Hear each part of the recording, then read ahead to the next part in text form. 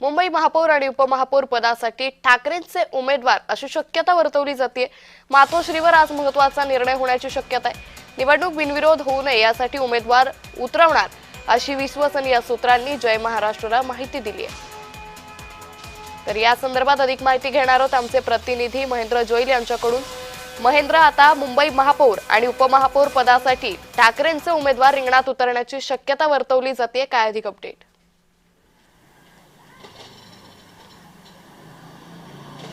अंकिता, येत्या 11 तारखेला मुंबई महापौर आणि उपमहापौर पदासाठी मुंबई महानगरपालिकेची जी आहे ती निवडणूक होणार आहे आणि त्याच संदर्भात भारतीय जनता पार्टीकडून नावं देण्यात आली होती। मात्र ही जी निवडणूक आहे ती बिनविरोध न व्हावी म्हणून जे आहे ते ठाकरे गटाकडून ही नावं दिली जाणार आहेत। या संदर्भात आज मातोश्रीवरती उद्धव ठाकरे यांच्या नेतृत्वात जे ठाकरेंचे नेते आहेत हे या बैठकीत असणार आहे आणि या बैठकीत ठाकरे गटाकडून महापौर आणि उपमहापौर पदासाठी कोणत्या नावाची नावं दिली जाणार हे पाहणं महत्त्वाचं असणार आहे। कारण 11 तारखेला ही निवडणूक होणार आहे आणि 7 तारखेला या नावं आहेत ती सादर करणार येणार आहेत। मात्र ठाकरे गटाकडून अद्याप ही नावं समोर आली नसली तरी आज या बैठकीत ठाकरे गटाकडून या 12 वाजता जी उद्धव ठाकरेंच्या नेतृत्वात बैठक होणार आहे त्या बैठकीत ठाकरे गटाकडून कोणती नावं दिली जाणार हे पाहणं महत्त्वाचं असणार आहे। कारण मुंबई महानगरपालिकेची निवडणूक ही बिनविरोध न व्हावी म्हणून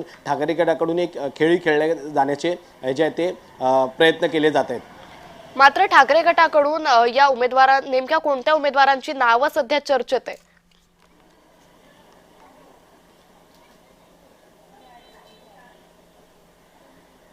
नवीन चेहऱ्यांना संधी देण्याचा जास्त ठाकरेंचा प्रयत्न आहे आणि ठाकरेंनी या निवडणुकीत ही नवीन चेहऱ्यांना संधी दिली होती। मात्र गटनेतेपदी जे आहे ते अनुभवी म्हणून जे आहे ते किशोरी पेडणेकरांचं नाव दिलं होतं। मात्र चेहरा जो आहे तो नवीन आणि तरुण चेहरा असणार आहे असं सांगितलं जातं आहे। अद्यापही नावं समोर आली नसली तरी नवीन चेहऱ्यांना संधी देण्यासाठी आज जी आहे ती या बैठकीत चर्चा होईल आणि नवीन चेहऱ्यांना संधी मिळते की अनुभवी चेहऱ्यांना पुन्हा या ठिकाणी स्थान दिलं जातं हे पाहणं महत्त्वाचं असणार आहे। दुपारी 12 वाजता ही बैठक होणार आहे, त्यामुळे उद्धव ठाकरे या बैठकीत कोणाच्या नावाची जी आहे ती निवड करतायत किंवा नेत्यांना या संदर्भात काही विचारतायत त्यांच्याकडून काही नावं आहेत ती जाणून घेतली जाणार आहेत का हे पाहणं महत्त्वाचं असणार आहे। निश्चित अंकिता, महेंद्र, धन्यवाद आपण दिलेल्या सविस्तर माहितीसाठी।